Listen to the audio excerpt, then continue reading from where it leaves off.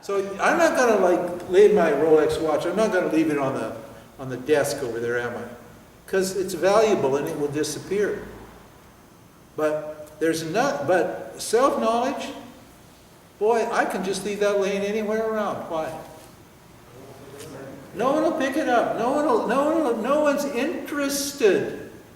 Because it's just me. It's the most ordinary, simple thing. It's such a joke when you wake up. You say, oh, you mean I've been looking for this?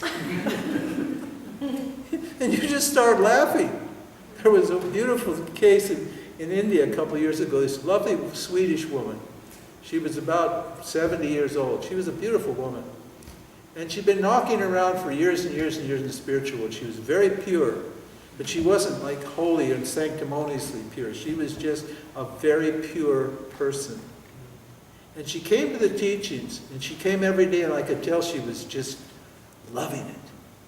And then somebody asked a question, and I gave an answer, and suddenly this laughter came. It was extraordinary. I thought I had created meditation and silence with my teaching. Ha ha ha. The thing went dead silent. There wasn't a thought there.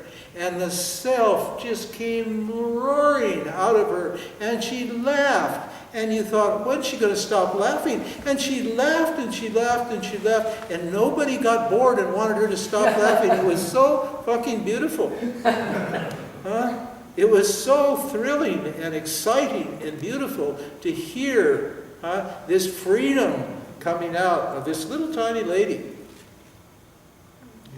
Because she realized, oh, fuck, I've been looking for me. Huh? I'm looking for me? Excuse me? It's like my mother. My mother was a judge. She's quite a lady. And I was an alternative. In other words, I was a hippie. I was a flaming hippie. An acid head and a hippie. And she was the town judge. She was very respectable. Blue hair, nice clothing, everything buttoned down and proper. We grew up very well. We were trained very well, proper people. So one day, I just coming home from India, I didn't call her. I just decided to show up because it was home and hi mom and that sort of thing. She didn't know I was coming, and she was having lunch with the gals from the garden club on the patio. They were having lunch on the patio. They were very civilized. She was an old Victorian type, very respectable, upper class type person. And they were all sitting there munching on their little salads and looking at the beauty of the garden. And they're talking about, I don't know what they're usually politics and everything. And I walk in. And I got full beard, my big hair all sticking out, this weird clothing on. And I just kind of saunter in and walk in, and I said, hi mom, how you going? And of course all these ladies look. They're like, who is this? They knew me before, but they'd never seen anything quite like it. And this was in Lewiston, Idaho. Imagine what it was like in those days. And my mother looked at me and she said, oh, she said, she was very polite. Oh, she said, this is my son James. He's been in India seeking himself.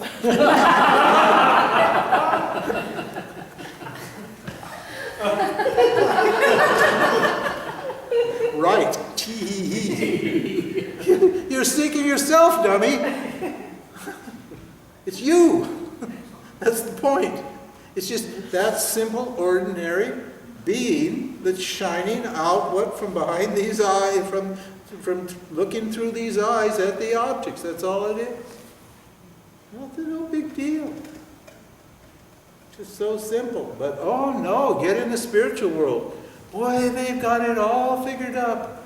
It's huge, it's amazing, it's incredible, and la-di-da, and explosive, and orgasmic, and transcendental, and da-da-da-di-da-di-da. And you got to start thinking, oh my God, how do I going to relate to this? And if there aren't lots of lights and wires and whistles and things blowing off and explosions and orgasms, you think, oh God, I don't know what's going on here. I'm missing out. No, you're not.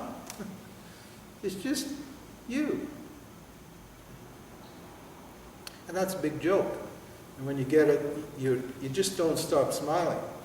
Basically, then everything from that point on is very funny. Because to see this illusion, this dream, juxtaposed with this beautiful awareness, this beautiful consciousness that I am, to see those tombs, this ignorance and this light shining side by side, sitting together, is so funny. Everything is ironic and humorous. It is just a joke. How could this possibly be?